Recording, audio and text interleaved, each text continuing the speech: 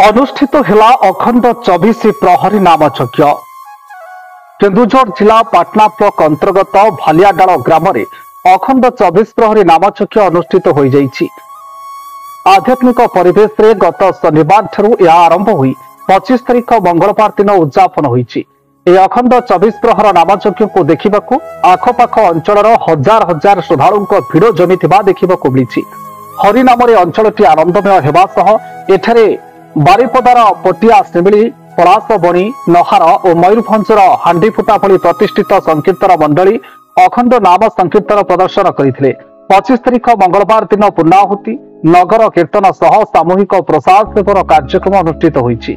Grammar युवगोष्ठी माने याको सुचारू रूपे परिचालना करिसेंति। पाटनारू विजय रत्नपति निशिकांत बेरांक रिपोर्ट संधान न्यूज।